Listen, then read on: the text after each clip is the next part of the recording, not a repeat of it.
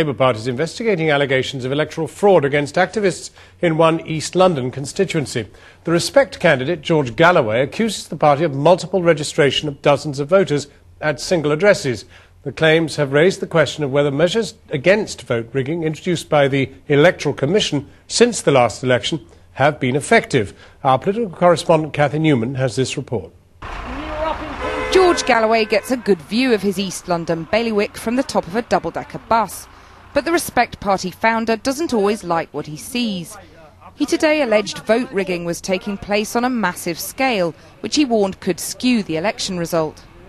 In a hung parliament, in which perhaps only a couple or three seats will separate the two major parties, this system of postal voting on demand, with no reason having to be put forward for that postal vote application, is inherently pregnant with real dangers of fraud.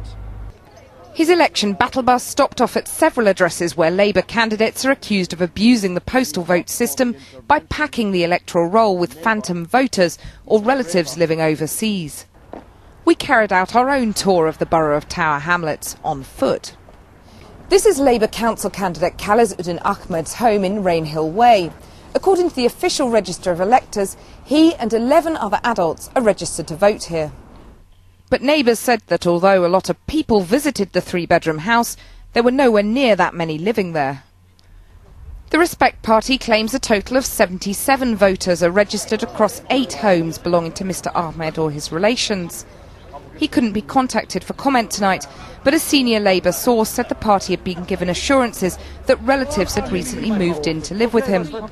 Another Labour council candidate, singled out by Mr Galloway, took exception to his allegations. Rania Khan has 8 voters registered at her address, but she says it's all above board.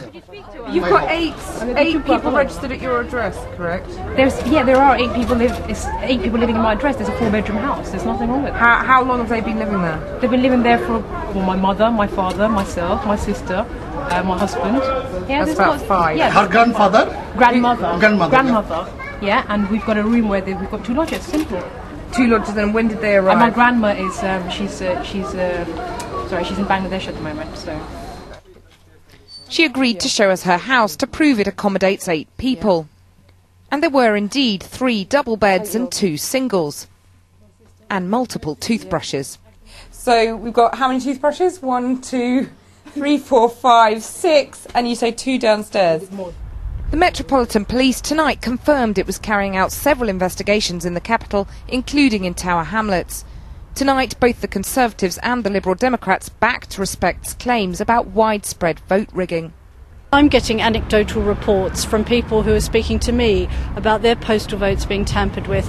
Unfortunately, people are afraid to come forward and make a complaint, and this is always the problem. Without the evidence, it's really hard for the police and the other authorities to act. We haven't looked at all the various sections of the community, but I wouldn't be surprised if there were strange names across the board. Dozens of other constituencies across the country are also under investigation by the police, and with Thursday's result expected to be tight, that could be cause for concern.